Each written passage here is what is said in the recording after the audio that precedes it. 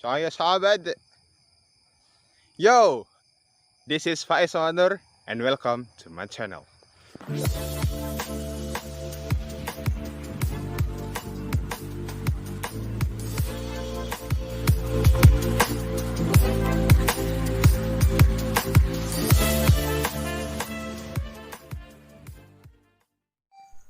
Assalamualaikum warahmatullahi wabarakatuh.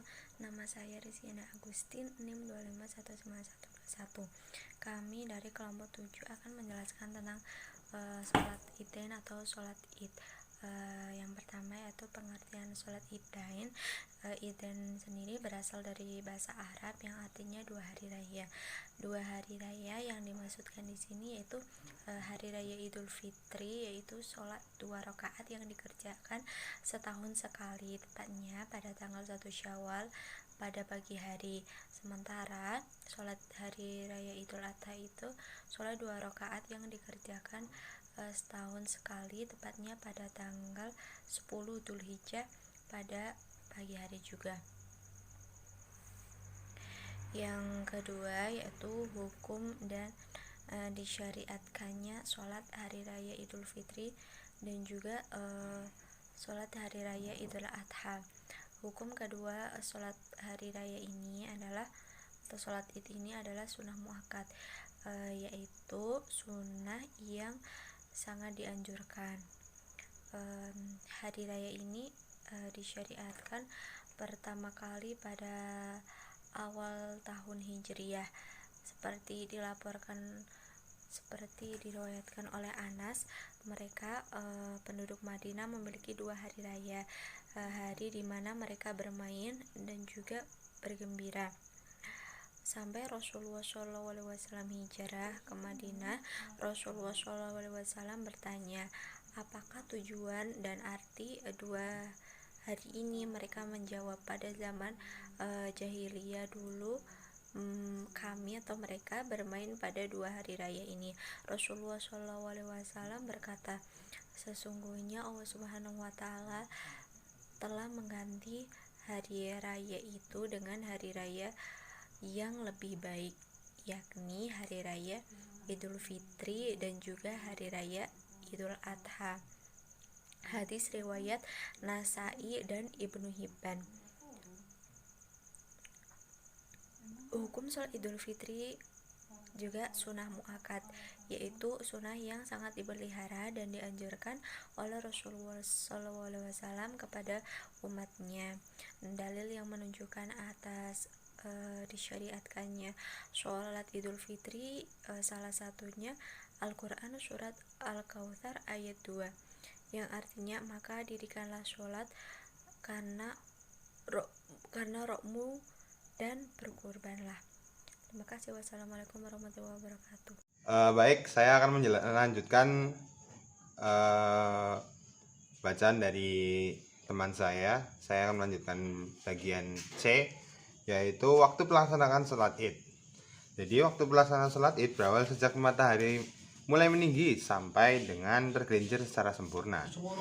Adapun bagi sholat Idul Adha telah diutamakan untuk dikerjakan pada awal waktu, sehingga memungkinkan bagi para jamaah untuk menyembelih hewan kurbannya setelah dikerjakan. Hal ini berdasarkan pada hadis Al-Bara, di mana ia menceritakan, aku pernah mendengar Rasulullah berkata, saya bersabda, sesungguhnya sesuatu yang kami awali hari ini adalah mengerjakan sholat, kemudian kembali pulang dan menyembelih kurban. Barang siapa mengerjakan hal itu, maka ia telah menjalankan sunnah kami. Hadis riwayat Imam Al-Bukhari. Sedangkan pada hari raya itu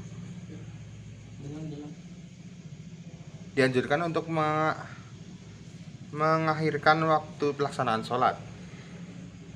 Ini dikhususkan untuk sholat Idul Fitri, supaya kaum muslimin dapat mengeluarkan zakat fitrah mereka selagi ada waktu, sebagaimana yang telah disebutkan di hadis Al-Jandibro. Nabi pernah mengerjakan sholat Idul Fitri bersama kami, dan pada saat itu matahari setinggi 2 tombak. Sedangkan pada sholat Idul Adha matahari baru setinggi 1 tombak. Hadis riwayat Ibnu Hajar. Aduh, saya kenapa nih ya? Syekh Abu Bakar Al-Jazairi juga menjelaskan bahwa waktu sholat id dimulai dari terbit matahari sepenggal galah hingga tergelincir. Dianjurkan melaksanakan sholat idul adha di awal waktu agar orang bisa menyembelihi hewan kurban.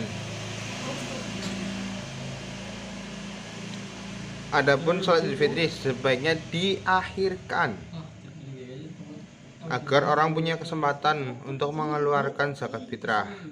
Minhajul Muslim 278. Kemudian sholat id dikerjakan tanpa dikumandangkan azan dan juga iqamat. Hal ini berdasarkan pada hadis Ibnu Hajar radhiyallahu anhu, di mana ia berkata, tidak pernah dikumandangkan azan pada hari raya Idul Fitri dan Idul Adha. Hadis riwayat muttafaqun alaih. D. Sunah-sunah pada waktu hari raya Idul Fitri dan Idul Adha. Jadi di sini ada 6 poin di mana kita bisa melaksanakannya sebagai sunnah yang dianjurkan atau yang dilakukan oleh Nabi Muhammad SAW, yaitu adalah mandi sebelum sholat Idul Fitri dan Idul Adha, makan dan minum lebih dahulu sebelum berangkat sholat Idul Fitri, dan tidak minum dan makan sebelum sholat Idul Adha. Mengenakan pakaian yang paling bagus dan dimiliki dan memakai wangi-wangian yang terbaik yang ada. Menempuh jalan yang berlainan antara berangkat dan pulang. 6. Selanjutnya, mengikut sertakan kaum wanita dan anak-anak. Dan yang terakhir, memperbanyak takbir di luar sholat. Terima kasih, itu saja yang saya sampaikan. Selanjutnya akan dijelaskan oleh teman-teman saya. Assalamualaikum warahmatullahi wabarakatuh. Assalamualaikum warahmatullahi wabarakatuh. Saya Rayu Selamat Aminah. Di sini saya akan menyampaikan tentang tata cara melaksanakan sholat Idul Fitri dan sholat Idul Adha. Adapun tata cara melaksanakan sholat Idul Fitri dan Idul Adha adalah sebagai berikut. Yang pertama, berdiri menghadap dua kiblat sembari takbiratul ihram yang dibarengi dengan niat. Niatnya yaitu niat salat Idul Fitri, usolli sunatan li Idul Fitri rok'ataini imaman atau makmuman lillahi ta'ala. Saya niat salat sunnah Idul Fitri 2 rakaat sebagai imam atau sebagai makmum karena Allah Subhanahu wa ta'ala. Niat salat Idul Adha, usolli sunatan li Idul Adha rok'ataini imaman atau makmuman lillahi ta'ala. Saya niat sholat sunnah Idul Adha 2 rakaat sebagai imam atau sebagai makmum karena Allah Subhanahu wa ta'ala. Yang kedua, setelah takbiratul ihram kemudian membaca doa iftitah dan dilanjutkan dengan takbir sebanyak 7 kali. Di antara takbir yang satu dengan yang lainnya tidak disunahkan membaca zikir apapun. Namun Hanafi dan Syafi'i menganjurkan membaca zikir subhanallahi walhamdulillah wala ilaha illallah wallahu akbar. Allah maha suci Allah, segala puji bagi Allah, tidak ada Tuhan selain Allah dan Allah maha besar. Yang ketiga,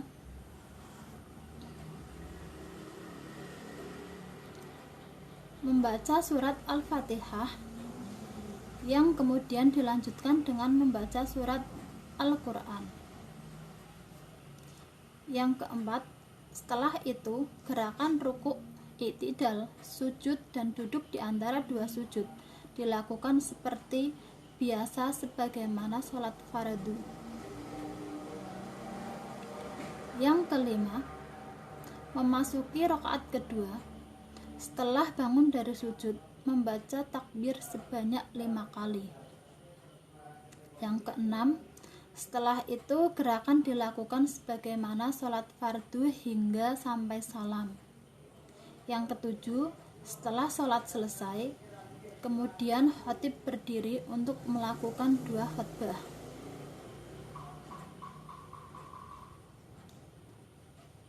Hikmah dan keutamaan sholat hari raya. Hari raya, sholat hari raya Idul Fitri dan Idul Adha yang disyariatkan oleh Allah dan Rasul-Nya memiliki hikmah dan keutamaan di dalamnya. Di antaranya 1. Sebagai rasa syukur atas kegembiraan dan kebahagiaan kaum muslimin dengan banyaknya kebaikan dan rahmat Allah Subhanahu wa taala.